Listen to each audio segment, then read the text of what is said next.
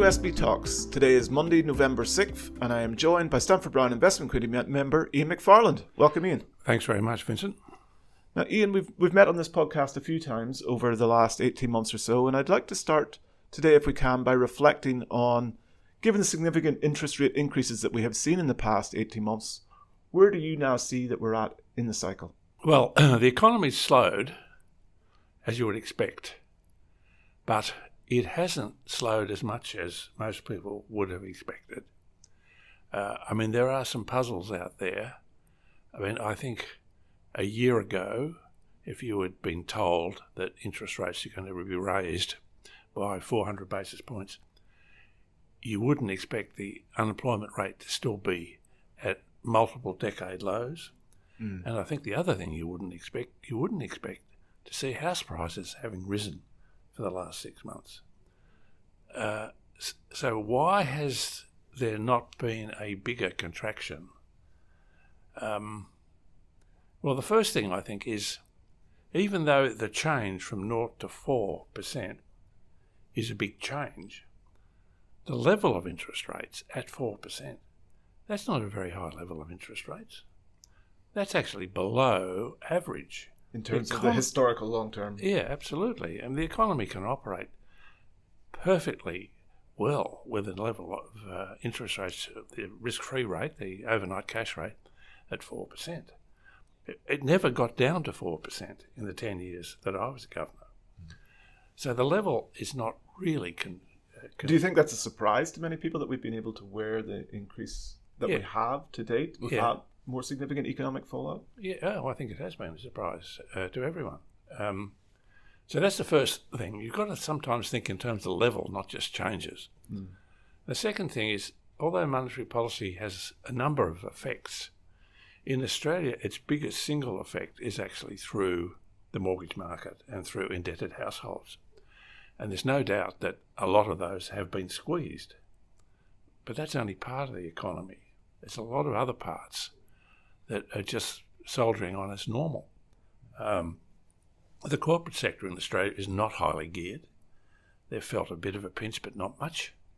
The resource sector is doing well. Agriculture is doing well. And if you try and book an upmarket restaurant midweek, you'll discover that there's an awful lot of people out there who are still living very comfortably. And spending. And spending, yes. Yeah. So the bottom end of town's been squeezed, and the top end of town has not been squeezed very much at all. And finally, the other thing that is new, which had to be factored in, we hadn't seen it before, which is this huge increase in population.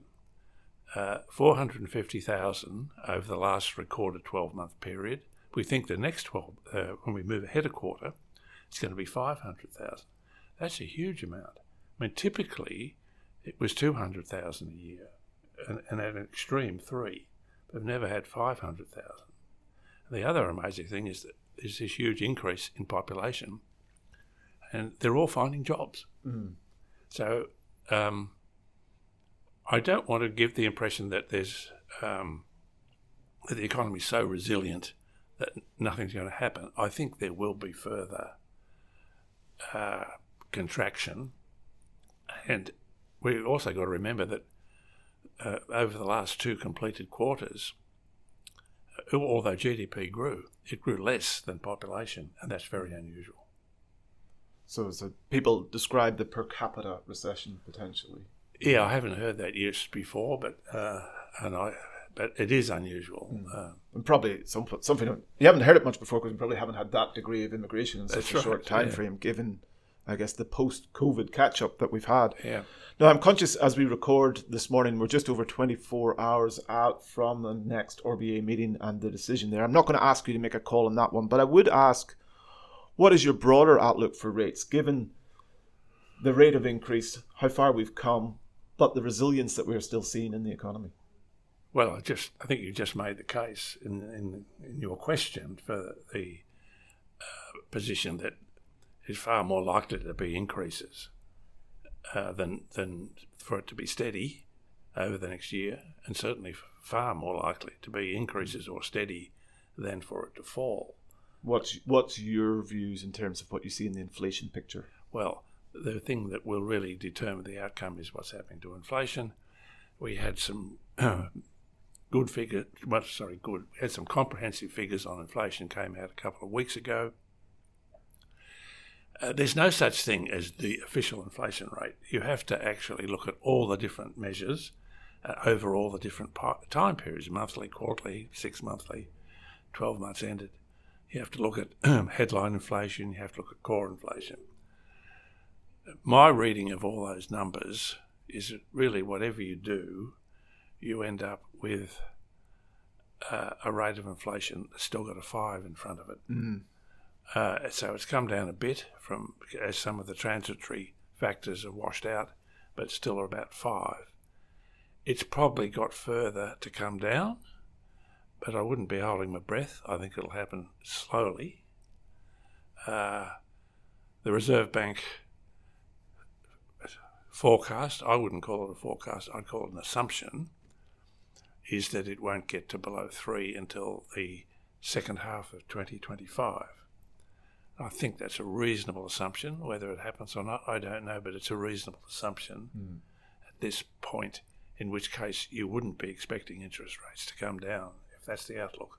But you say that, and we've got the money market still forecasting a reduction in the cash rate, potentially even in the second half of next year. How do you balance those two factors? Well, the money market always does that. I mean, you can work out what the money market is expecting for the cash rate from this thing called the short-term yield curve. And it's constantly expecting, in the very short term, an increase, and then within a year, interest rates to start coming down again. In other words, they're expecting the anti-inflation job to be completed within a year. To have almost instantaneous impact of those increases. Yeah, and of course they've been wrong every time. And I think they're still wrong. I mean, the only way I could conceive of that eventuality of interest rates coming down within the year would be if inflation got down to below 3% within a year. I don't think that's going to happen. I don't think anyone thinks that's going to happen. Or if there was going to be a sharp recession with a big jump in unemployment. And I don't think that's going to happen either. Again, the economy's showing a lot more resilience. It would have to be a big correction for that to play out. So you look at those outcomes and you expect monetary policy essentially to play out in slow motion. Yes, I think so. I think so. And that we potentially got further to go and will linger there for quite some time. Yes, I think so. Yes. There's been some interesting developments so far this financial year. We have seen actually a correction in equities markets. Everyone was waiting for it. There's been a correction, whether it's complete or not, it's another matter. But the most interesting development really has been the rise in bond yields.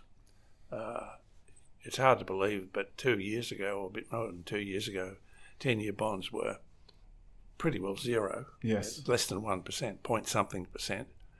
And in that 2-year period, they've gone up to, in the US, they briefly touched 5 a week or so ago. Yes. In Australia, they're up to 4.5. Their highest level in the US there in 16 years, so since before the GFC. 16, yeah. That's, of course, fed through into the weaker equity markets. Well, suddenly, if you've got a risk-free rate of return that's 5%, that makes you redial your numbers quite significantly on the valuation of all sorts of other assets. Yes, that's right. The thing that stands out, really, for a diversified fund over the last 3 years is that the holders of bonds have had a negative return for 3 years in a row. That's the first time that's happened since records were kept. And, of course, it could only happen if your starting point was zero. Yeah. And we've got to keep remembering that. That's the unusual thing. It's the starting point. 5% bond yields, that's normal. 4% cash rate, that's normal. The thing that was not normal was that you started at zero. So you had the 30-year plus decline in rates, and then essentially the recovery from the abnormal of the zero in a short time frame. Yes. 3 years in a row. Albeit bonds now get back to a place where you are getting debatably an adequate compensation for your capital, and they start to potentially offer some insurance and portfolios again. They're not ridiculously priced anymore. They're not artificially priced anymore. Yeah, that's right. I suspect there's still a bit more upside in bond yield and downside in bond prices, but not to a huge extent. And the market seems to be revolving in a bit of a range there at present. I'd like to talk, if we can, about the transition in governor from Phil Lowe to Michele Bullock. And from your seat, given your experience, should we expect anything different? I don't think the change in personalities will make a big difference. I know both of them well. They both worked for me for a long time. But what could make a very big difference is if the review of the Reserve Bank, if the proposals in the review of the Reserve Bank are carried out, that will make a very big difference, and it will lead to a much inferior monetary policy than we've had over the previous 30 years.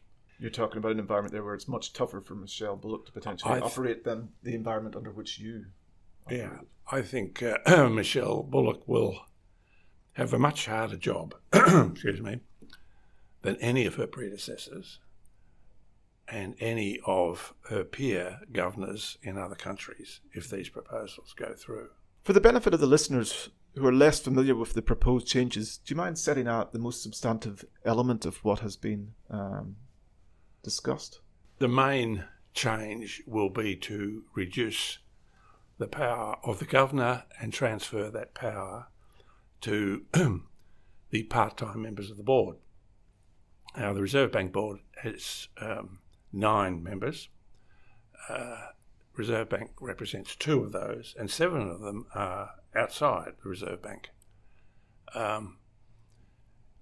And it's operated, I think, reasonably well, and because it is operated as an advisory board or like a corporate board. But the proposals are to turn it from being like that type of board into a decision-making board, where at each meeting the decision has to be voted on, has to be recorded, and has to be published. So what this means is that the outsiders or the part-timers on the Reserve Bank board will have the majority of the voting power. Well, the balance of power. They'll have more. There's 7 out of 9, one of whom is the Secretary of the Treasury, and 6 are part-timers who are supposed to work 1 day a week. But they will have 2/3 of the voting power on monetary policy.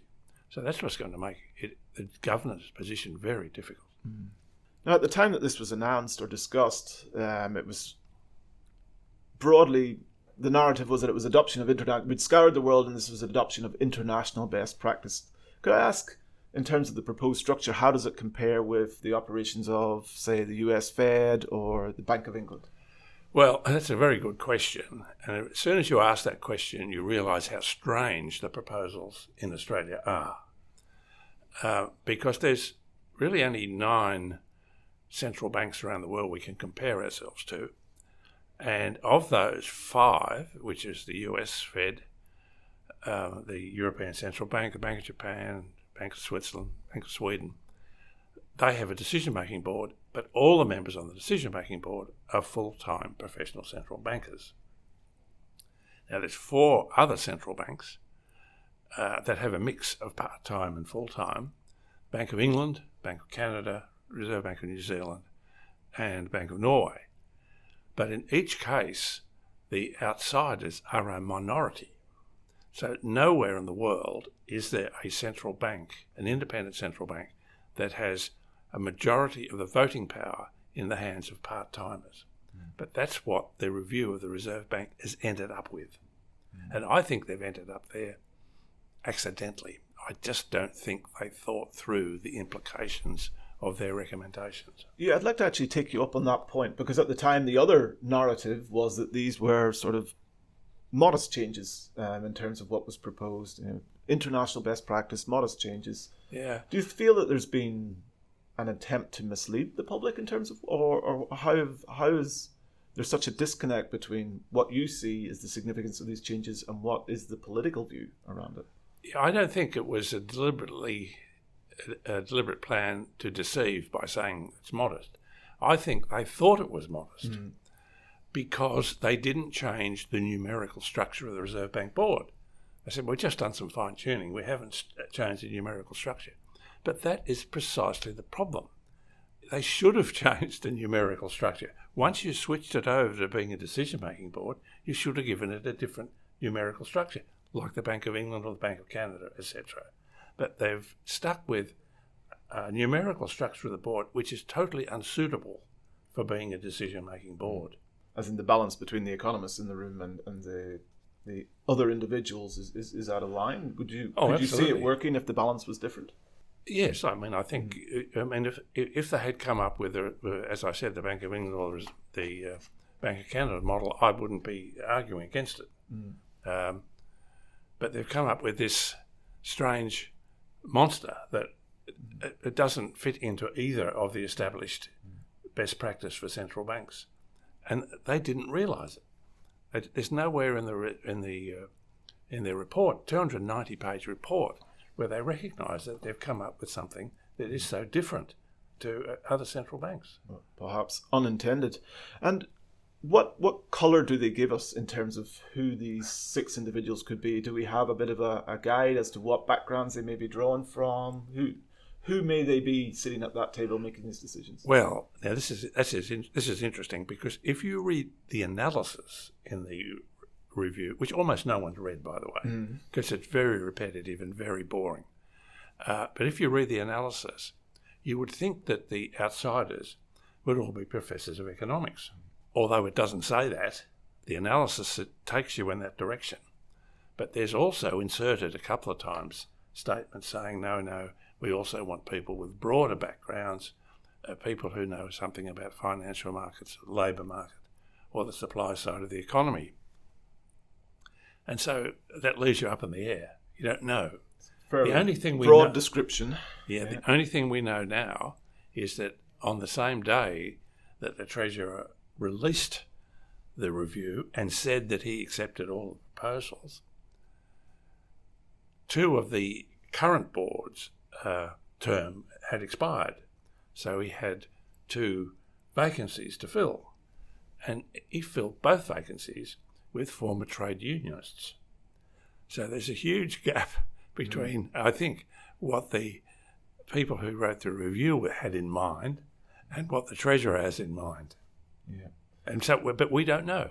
But these 6 people, when this thing is, if it is ever settled and bedded down, we don't know who these 6 people are. And yet we've effectively given them the majority power in determining monetary policy. So it's a very strange system. You made one comment there.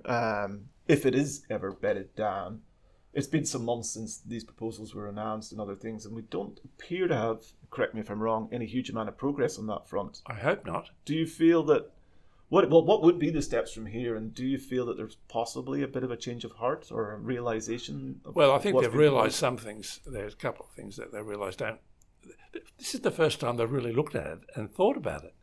I mean, it was, the Treasurer just introduced it and said, I accept all 50 recommendations. And he didn't put it out for public discussion, as is normally the case. But the next steps, some of them will involve legislation, and some are expected to be implemented by the Reserve Bank itself. We'll just have to see what happens.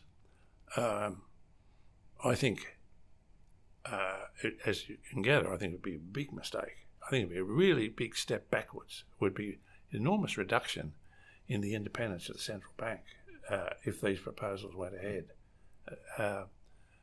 And I'm hoping that other people will look at it closely and say, hey, hang on, I don't think this is a very good idea. And I think that's happening. There have been, it's not just me, there have been others who have looked at it.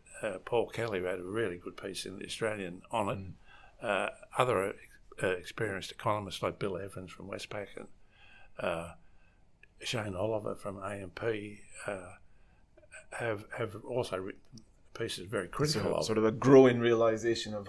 I think so. Yeah, I think there's. Let's think twice about this. Yeah.